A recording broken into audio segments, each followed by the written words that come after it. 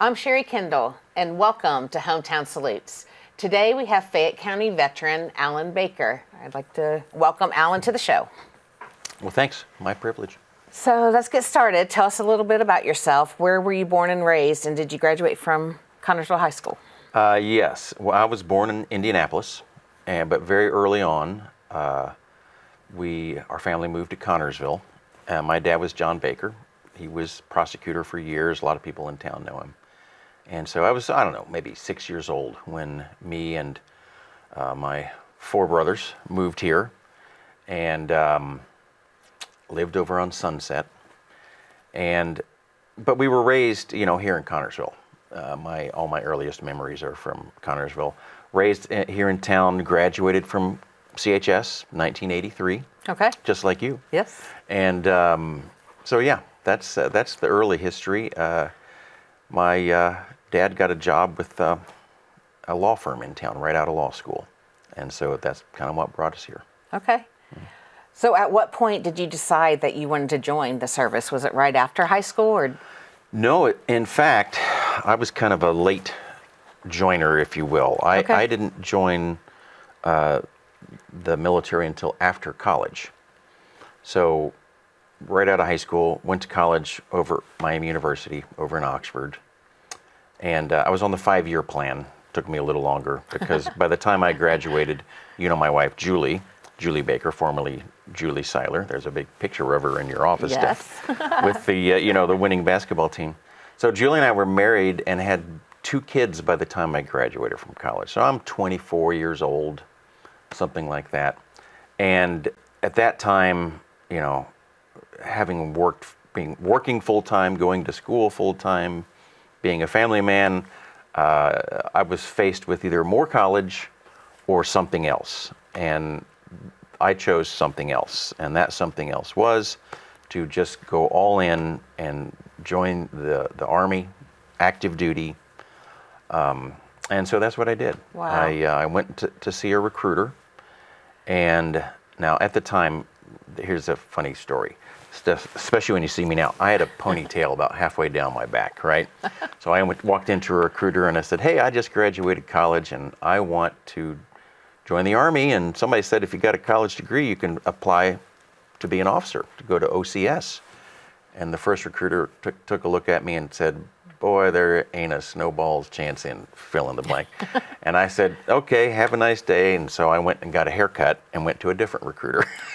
Oh, funny. A guy down in Hamilton, Ohio, as a matter of fact. And this guy, I walked in the door, and this guy, totally different attitude. I was like, hey, I got a degree. I want to go Army OCS. And he said, great, let's get started. And it was about a year process, and it was tricky. You had to get letters of recommendation. You had to do a personal interview, take an official photo. There's a lot of hurdles you got to cross. Now, fortunately, and one of those things you have to do is get letters of recommendations from like senators and congressmen and stuff like that. Well, between my dad and his brother, another lawyer over in Newcastle, I got some really good letters of recommendation from some senators and congressmen. And that always helps, And some of these guys I had actually met before. But at any rate, bottom line, after a long process of jumping through, all these hoops, I was accepted to Officers Candidate School. Now, the way that works, though, coming from outside the service, most people at OCS are already in the military. And they are enlisted people or warrant officers. But they're attempting to become commissioned officers. And so what I was doing was going for that commissioned officer route from outside the service. Therefore, I had to go to basic training first. So my military career, I started out as a PFC, Private First Class. And I think you're going to ask me where I went to basic training. And that was at good old Fort Knox, Kentucky. Oh, wow. Okay. So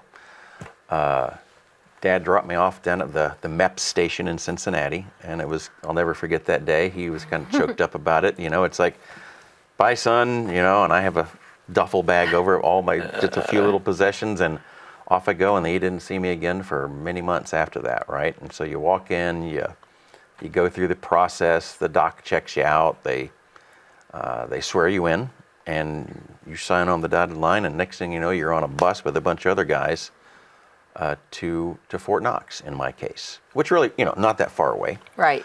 We were there in an hour or two, and that's where it all began. So had you come from a military family, or was this a surprise? No, I wouldn't call us a military family, strictly speaking. Having said that, there's every generation of my family has been involved in some conflict, all the way back to the Revolutionary War. Okay. So it's I guess historically you could say that, yes, but I was the only one in my generation. None of your brothers went, or anything, just you? Nope, I have 3 brothers.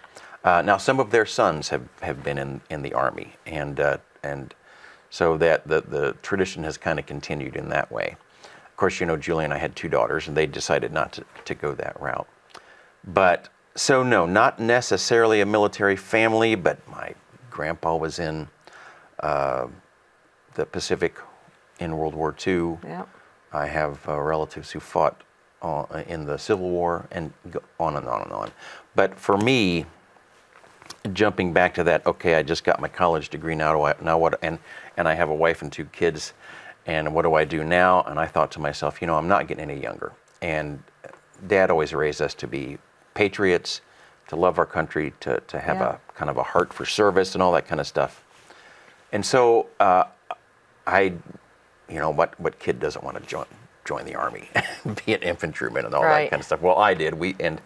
And so I thought, again, not getting any younger, so I am going to go ahead and do this. And keep in mind, would not have done it, because it's a big, would not have done it without Julie's support. That's what I was going to say. How was Julie about this? Oh, Julie was fine about it. She has been the absolute perfect military spouse, if you will, this whole time, from the get-go.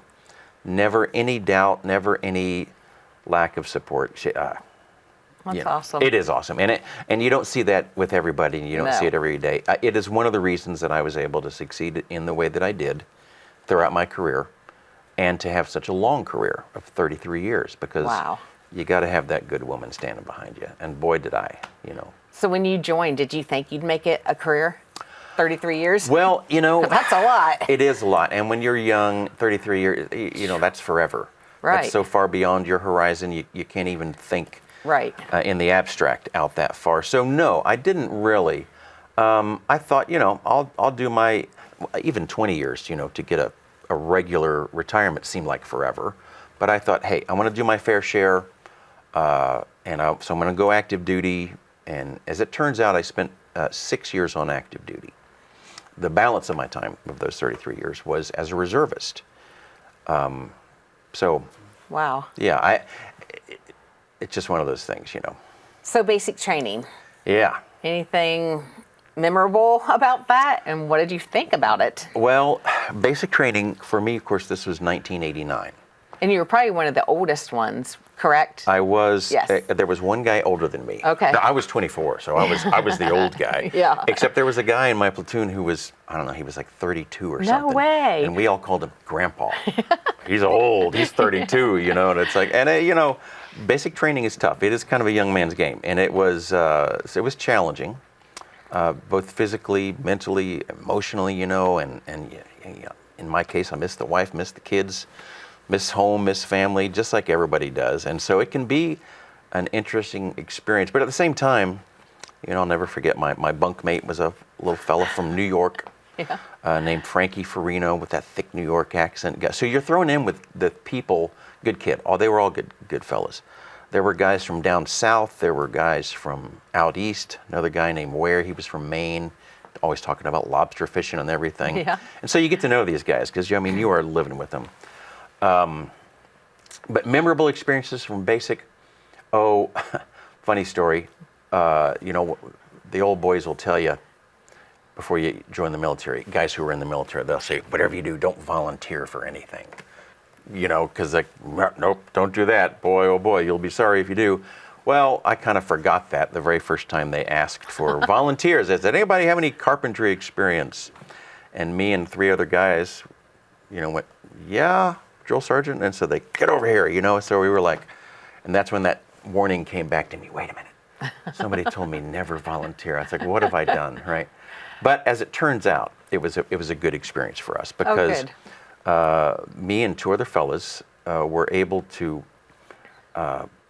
do some projects for the drill sergeants on the facilities around there. And it just so happened that anytime some really sort of dreadful training event was about to take place, like, marching up and down the hills of Kentucky with a full rucksack and your gas mask on, they'd say, Baker, where? You two come over here. We got something else for you to do. And we would always go, oh, no, And other guys were like snickering at us because they thought we were going to go do some really crappy detail. Well, the truth was that we were going to hang drywall in the drill sergeant's lounge or whatever. And so we got to work and do some, it was hard work, but it wasn't marching up and down the hills with a rucksack and a gas mask on, So we'd always just kind of chuckled to ourselves. It's like, well, I don't know about that whole don't volunteer for everything. It may not be so true after all. Worked out for us. That's funny. So basic training, after basic training, did you go into like a specialized training? Well, and what was that? Yes. I mean, the typical path is you go to something called AIT in the Army, Advanced Individual Training. Now, in my case, though, and there were about a dozen other guys in my class of basic training who were also on the same path, going to OCS right out of basic training. And OCS stands for? Officers Candidate School, okay. Sorry. No, and that's that's at Fort Benning, Georgia. Been there since the Vietnam War era. They call it the Benning School for Boys. It's a meat grinder of a course. It is extremely difficult. The attrition rate is very, very high, 40% or something at the time when I was there. So, yes, now, okay, one more caveat back to basic training. The funny thing about basic training was if you are enlisted, if you are a lower enlisted person and you get accepted to OCS, right before you go to OCS, for pay reasons, they promote you to E5 sergeant. And keep in mind, some of our drill sergeants were E5 sergeants. Of course, they got there the long way, the hard way, and so it was very, they were not extremely happy. And that they'd seen it before, they knew this was going to happen, but it kind of just stuck in their craw a little bit that me and my fellows there had E5 buck sergeant sewed on our shoulders as graduating basic training. It's like, what in the world, But that's just the way they did it, and I think that's still the policy for the Army. They promote you to E5 for pay purposes. But yeah, so my next step from basic training was not your typical AIT, but rather Officers Candidate School. Got about a week to come home, say hi to the wife and kids, and retool and rest a little bit. And then it's on another bus down to Fort Benning, Georgia. Okay. In the summertime. Ooh. And I tell you what, it was. Hot. Oh gosh, yeah, you know how it is, and you get used to it after a while. But that training was very, very vigorous, both physically and academically. And again, the whole process is engineered to try to get the cream of the crop, and try to see if you have the right stuff, if you will, to be a commissioned officer in the Army, the United States Army. And so I was very fortunate. Had a good roommate, a guy named Roderick Cromwell. Yes, descended from the English Cromwells. Yeah. Nice guy. And we were of like mind. He was a family man as well, unlike a lot of our comrades. So we had a lot in common. That helped a lot. I mean, throughout my whole military career, from the very beginning, there were little things like that were very obvious signs of God's blessing on me. You made the right choice. I made the right choice, and He was kind of honoring that choice, and also just little subtle things that it's like, that's not a coincidence. That's somebody's looking out for me, That's awesome. So your faith is one of those things that when you're in those hard places, oh, I'm sure, it sustains you, and we're just talking training right now. We'll get to the war part later, right? Yep. Okay, so there you go. So what happens after you have you traveled much before then? No, and not really. I mean, went to Germany with German club in high school. Okay, yeah. But of course there's OCS, then you get commissioned, but then you get, just to back up a second, you are branched then. Now I said I wanted to be an infantryman. And thank God, rather, though, I was branched as a tanker, Armor Corps, M1 tanks, because it turns out that's a lot more fun. And so after OCS, then I was off for another 6 months of you could consider AIT, and that was Armor Officer Basic Course, right back at Fort Knox, Kentucky again. Oh, wow. So that is where we teach our tankers how to fight tanks, how to conduct combat operations in armored vehicles. And it was a long course. It was 6 months because it's kind of complicated. Wow. But it was a lot of fun. And of course, at the time and still to this day, we have one of the most advanced main battle tanks in the world, the M1A2 Abrams, I believe it's called now. And so we were the Jedi warriors, as they called us. You know, we were the tankers. We were top of the game. You know, in the air, it's our jet fighter pilots. On the ground, it was our armor. We were just unstoppable. Oddly, you know, we haven't had a whole lot of armor-centric conflicts, for the last 30-some years. But nevertheless, we still maintain an armor corps because you gotta have it. But basic training, officers candidate school, armor school, and then out to Fort Knox, Kentucky. So no, to answer your question, I had not traveled very much. The one trip overseas and a little bit around the States. But boy, you do get a chance to travel in the military. I should have counted up the countries. It's numbers in the dozens and dozens. Crazy. That I've been to, and that was just for both training exercises, you know, and we did some training in Germany. We've been to Canada, Mexico, South America, all over the world. Of course, the Middle East. Good grief.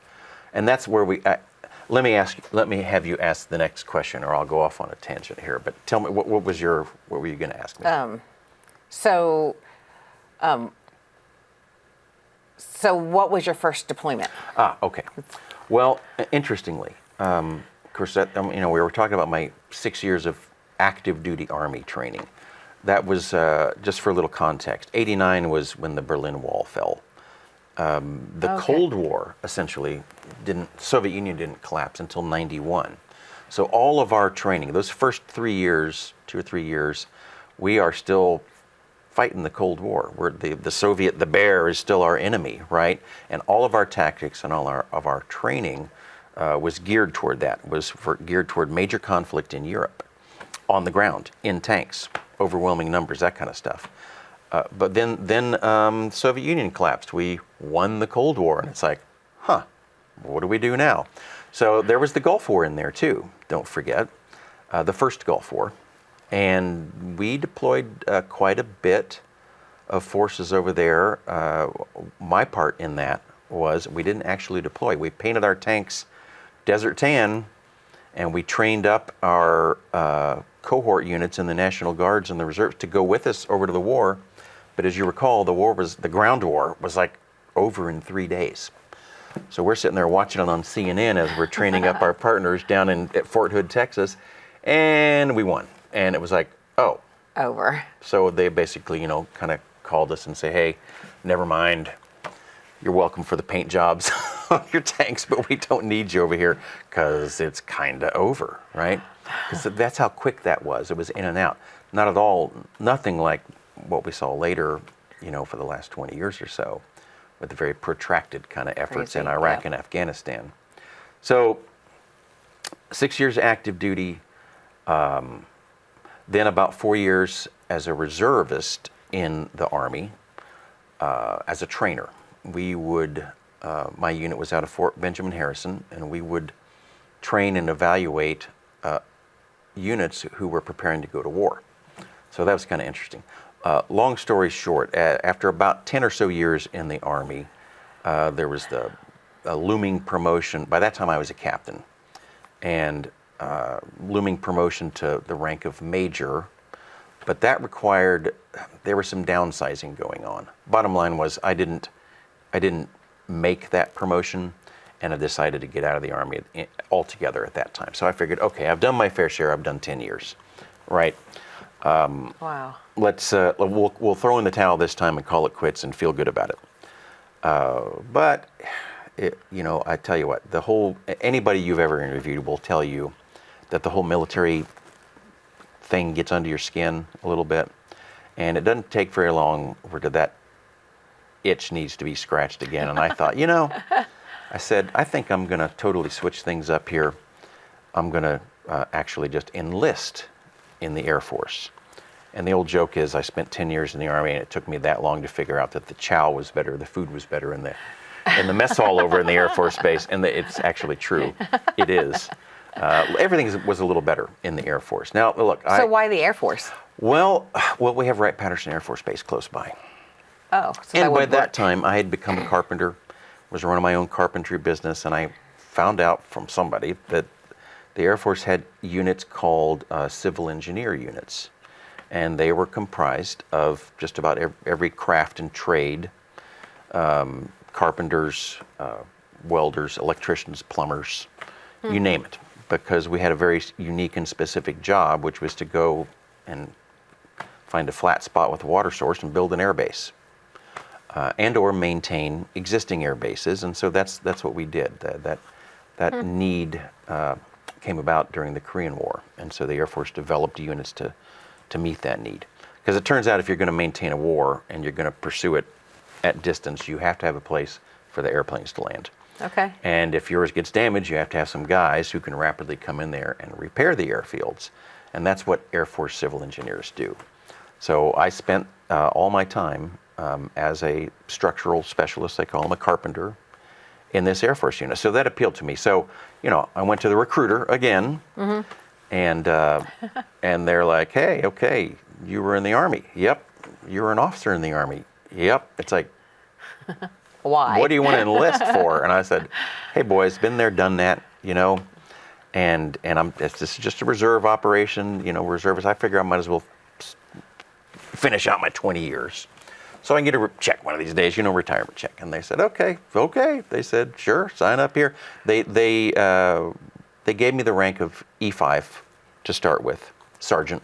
Again, yeah. Same rank I graduated basic training with, And by the way, kids, everybody who's watching this, and many people will no doubt agree, E5 is probably one of the best ranks in the military.